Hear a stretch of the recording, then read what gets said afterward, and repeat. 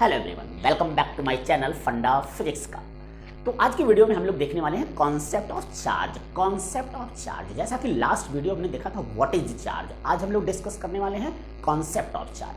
That means ये charge की history geography के बारे में थोड़ा सा हम लोग जानने वाले हैं। तो आइए बिना देर के स्टार्ट करते हैं। तो देखिए, यदि बात किया जाए कि इस चार्ज के बारे में, चार्ज की जो प्रॉपर्टी, जैसा कि लास्ट वीडियो में बताया था कि चार्ज क्या है, मैटर की प्रॉपर्टी है। तो इस चार्ज की जो प्रॉपर्टी है ये कैसे ऑब्जर्व किया गया? तो सबसे पहले अराउंड 600 बीसी में एक ग्रीक फिलोसफर आते हैं थैल्स। उन्होंने ऑब्जर्व किया कि जब हम अंबर को फर से रब करें, अंबर क्या होता है, तो जनरली एक किसी पेड़ का गोंद था ये। दैट मीन्स जैसे आपको देखा होगा कि आम का पेड़ है या फिर जो बबूल का पेड़ है, जब वो थोड़ा छिल जाता है तो उससे गोंद निकलने लगता है। पहले वो चिपचिपा टाइप का होता है और धीरे धीरे वो क्या होता है, वो बहुत हार्ड हो जाता है, ब्राउन कलर का। तो ये जो अंबर था वो ऐसे ही किसी पेड़ का गोंद था जो कि फॉसिलाइज्ड है, यानी अब फिलहाल अभी वो पेड़ है नहीं। तो हुआ क्या कि उन्होंने बताया कि जब अंबर को रब किया जाए, घिसा जाए, किसी रोएदार कपड़े से, यानी फर से, जब हम अंबर को फर से रब करते हैं, रोएदार कपड़े से रब करते हैं, तो उसके अंदर एक अट्रैक्शन की प्रॉपर्टी क्रिएट हो जाती है। वो स्मॉल स्ट्रॉ, यानी कहें तो छोटे छोटे तिनकों को अपनी तरफ अट्रैक्ट कर लेता है। बट थैल साहब ने इसका बहुत ज़्यादा एक्सप्लेनेशन नहीं दे पाया। ऐसा क्यों हो रहा है, ये बात थैल साहब को समझ में नहीं आई थी। तो अराउंड 1600, यानी करीब 1600 में, 1600 ईयर में विलियम गिलबर्ट साहब आते हैं। विलियम गिलबर्ट्स ये बताते हैं कि केवल अंबर ही नहीं, ऐसे और भी बहुत सारे ऑब्जेक्ट हैं, जैसे कहें तो glass, ebonite, sulphur, plastic, rubber, ऐसे बहुत सारे ऑब्जेक्ट हैं जिनको कि यदि हम रब कर दें तो उनके अंदर ये अट्रैक्शन की प्रॉपर्टी क्रिएट हो जाती है। विलियम गिलबर्ट साहब ने ये अट्रैक्शन की जो प्रॉपर्टी, यानी रब करने के बाद अट्रैक्शन की जो प्रॉपर्टी आ रही थी, उस प्रॉपर्टी का नाम इन्होंने दिया था इलेक्ट्रिक अट्रैक्शन। उस प्रॉपर्टी का नाम दिया था इलेक्ट्रिक अट्रैक्शन। अब ये जो वर्ड उन्होंने इलेक्ट्रिक वर्ड उन्होंने डिराइव किया था कहाँ से? तो इलेक्ट्रिक वर्ड उन्होंने डिराइव किया था एक ग्रीक वर्ड इलेक्ट्रॉन से डिराइव किया था। और इस इलेक्ट्रॉन की जो मीनिंग थी, इलेक्ट्रॉन की मीनिंग क्या थी? This is Ambar. इलेक्ट्रॉन की जो मीनिंग थी वो क्या थी? अंबर।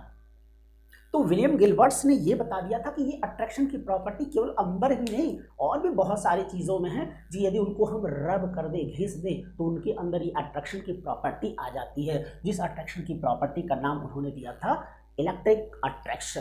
कहाँ से लिया था? Electron word, Greek word electron से लिया था, जिसका एक्चुअल मीनिंग क्या बताया था? अंबर। उसके बाद अराउंड 1672 में आते हैं, 1672 में आते हैं ऑटो वॉन यूरिक ये बताते हैं कि ये जो प्रॉपर्टी इलेक्ट्रिक अट्रैक्शन जो बताई गई थी, यानी कि केवल अट्रैक्शन की ही प्रॉपर्टी होती है, तो बताया कि नहीं, अट्रैक्शन की नहीं बल्कि रिपल्सन की ही प्रॉपर्टी होती है। यानी इलेक्ट्रिक रिपल्सन के बारे में सबसे पहले किसी ने बताया था? ऑटो वॉन यूरिक ने इलेक्ट्रिक रिपल्सन के बारे में बताया। कब बताया था? 1672। इसके बाद आते हैं स्टीफन ग्रे साहब आते हैं 1729 में। 1729 में स्टीफन ग्रे साहब आते हैं और ये बताते हैं कि इलेक्ट्रिसिटी कैन ट्रांसफर, यानी जो इलेक्ट्रिसिटी है वो ट्रांसफर भी हो सकती है one conductor to another, one body to another, when they are joined by a conducting wire. उन्होंने कहा कि यदि हम दो कंडक्टर को किसी कंडक्टिंग वायर, किसी मेटेलिक वायर से कनेक्ट कर दें तो इलेक्ट्रिसिटी एक से दूसरे पर ट्रांसफर हो सकती है। That means electricity can transfer from one two another. इस बात को किसने बताया था? स्टीफन ग्रे ने बताया था। कब बताया था? 1729 में बताया था।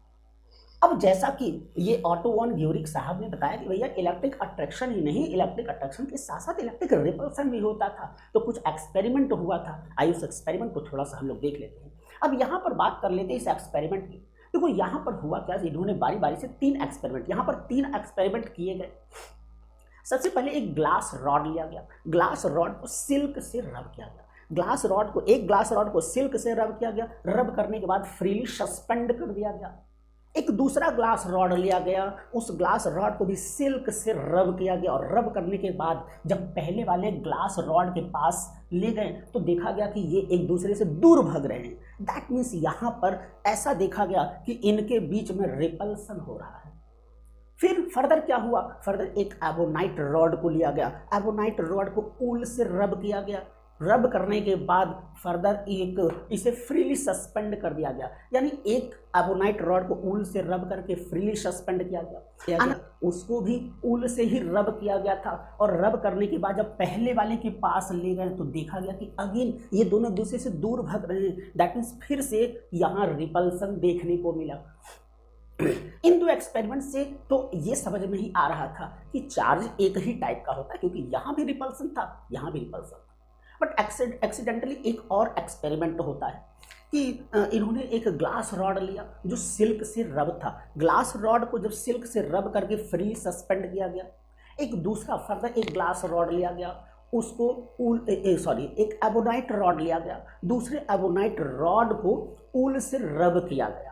ऊल से रब करने के बाद जब इस एबोनाइट रॉड को पहले वाले ग्लास रॉड के पास जब ले जाया जाता तो देखा जाता कि ये दोनों एक दूसरे की ओर अट्रैक्ट हो रहे हैं। दैट मीन्स यहाँ पर अट्रैक्शन की प्रॉपर्टी देखने को मिली। अब इन तीनों से एक बात क्लियर हो गई थी कि भाई यहाँ तो रिपल्सन था, यहाँ अट्रैक्शन था। इन तीनों से एक बात क्लियर हो गई थी कि ग्लास रॉड और एबोनाइट रॉड दोनों पर चार्ज सेम टाइप का तो नहीं है, दोनों पर चार्ज सेम टाइप का तो नहीं है। तो फिर आते हैं 1746 में आते हैं एक अमेरिकन साइंटिस्ट आते हैं बेंजामिन फ्रैंकलिन। 1746 में जब बेंजामिन फ्रैंकलिन आते हैं तो ये चार्ज का नेम देते हैं, चार्ज का नामांकन करते हैं, इनका नाम बताते हैं। ये बताते हैं कि जिस टाइप का चार्ज ग्लास रॉड पर प्रोड्यूस हुआ था उस टाइप के चार्ज का नाम इन्होंने पॉजिटिव चार्ज दिया, और जिस टाइप का चार्ज एबोनाइट रॉड पर प्रोड्यूस हुआ था उस चार्ज का नाम नेगेटिव चार्ज दिया। तो बेंजामिन फ्रैंकलिन साहब ही एक ऐसे अमेरिकन साइंटिस्ट थे जिन्होंने ये बताया कि चार्ज टू टाइप्स के होते हैं, उनका नाम बताया। क्या क्या नाम बताया? Positive charge and negative charge. यानी जिस टाइप का चार्ज ग्लास रॉड पर प्रोड्यूस हुआ था उस टाइप के चार्ज का नाम पॉजिटिव चार्ज होगा, और जिस टाइप का चार्ज एबोनाइट रॉड पर प्रोड्यूस हुआ था उस टाइप के चार्ज का नाम नेगेटिव चार्ज होगा। ये बात फ्रैंकलिन साहब ने बताया था। कब बताया था? 1746 में बताया था। तो उम्मीद करते हैं कि आपको यहाँ तक ये चीज समझ में आ गया होगा कि there are two types of charge. कौन कौन सा? Positive charge and negative charge. तो आज की वीडियो में इतना ही। नेक्स्ट वीडियो में हम लोग फिर से मिलते हैं एक नए टॉपिक के साथ। तब तक थैंक यू, स्वस्थ रहिए, मस्त रहिए।